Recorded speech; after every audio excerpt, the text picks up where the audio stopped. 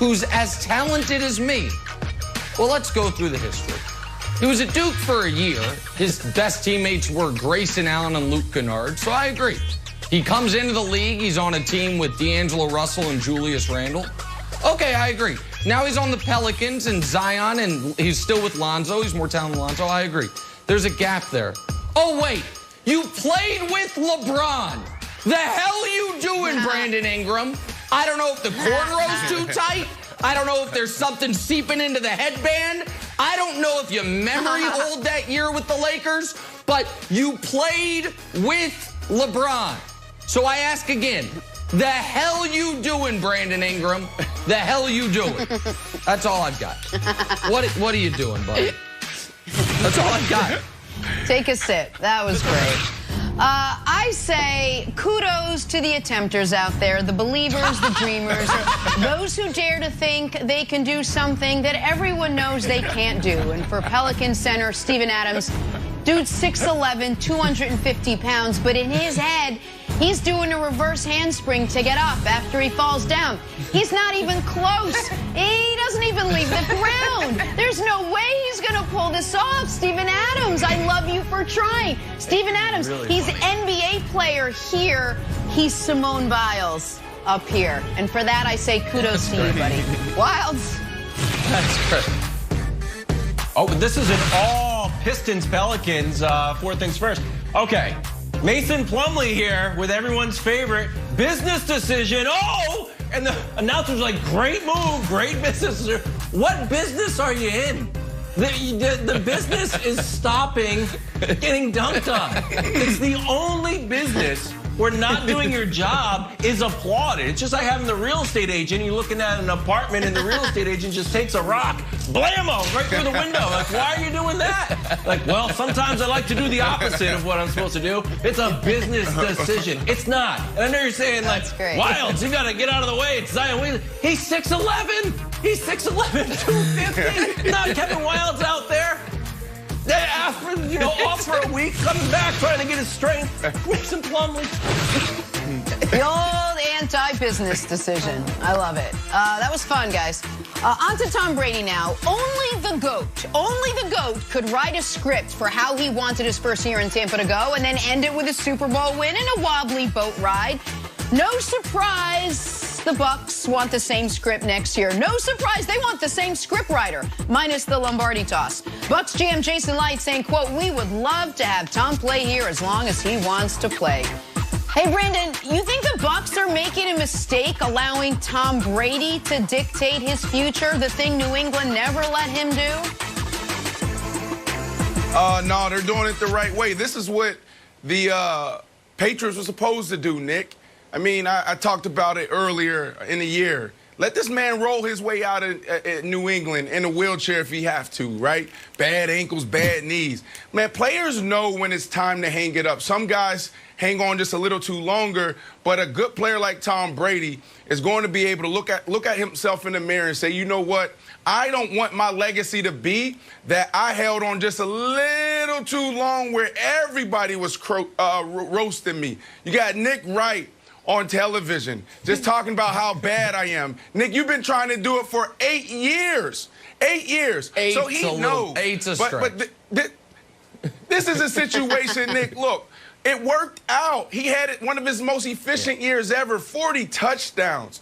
40 touchdowns, 12 picks, almost 4,700 yards throwing the ball. Like, come on, this dude is still getting it done at a high level. Why? Because you surrounded him with talent. That's why you got a good defense, a top 5 defense, and then you got 3 pass catchers, an offensive line, and 2 running backs.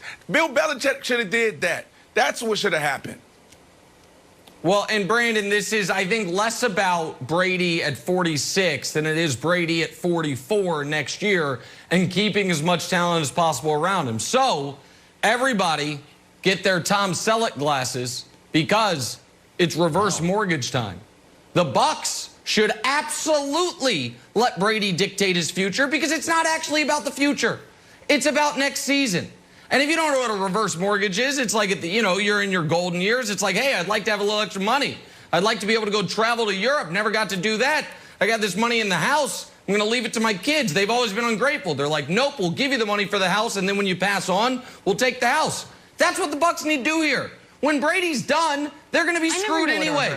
They're going to go back to being the Bucs. So squeeze every last bit of juice out of this berry while Brady's there. Yeah. So are they potentially, by giving him an extension and lowering the cap hit this year and putting themselves in a situation like the Saints are going to find themselves in, where they have a $20+ million cap figure for a retired player, are they potentially screwing over future Tampa Bay? Yeah, but future Tampa Bay is likely screwed anyway. So I actually think this is really smart, and it's just something, Wilds, that Belichick was unwilling to do. Belichick is never going to sacrifice future me for today's me's needs. But a lot of teams will. And sometimes it ruins your franchise, but sometimes it's how you strike while the iron's hot as far as championship contention. And so I think it's absolutely smart for the Bucs, even if Brady ends up falling off that cliff that I've been predicting for the last few years next season, because you want to try to stack wins now. And not 8 years. I totally agree. Brandon. It hasn't been 8 years. 8 years is a lot. All right. So I think there's 4 possible end games, and people talk about 3 of them pretty often, and no one talks about the 4th one. So here are the 4 Brady end games, Nick, and I'll throw it to you. End game number 1 for Brady. John Elway style, right? You helicopter in, you're like, oh, thank you, everybody. John Elway, I'm out of here. Won the Super Bowl. Okay, got that one.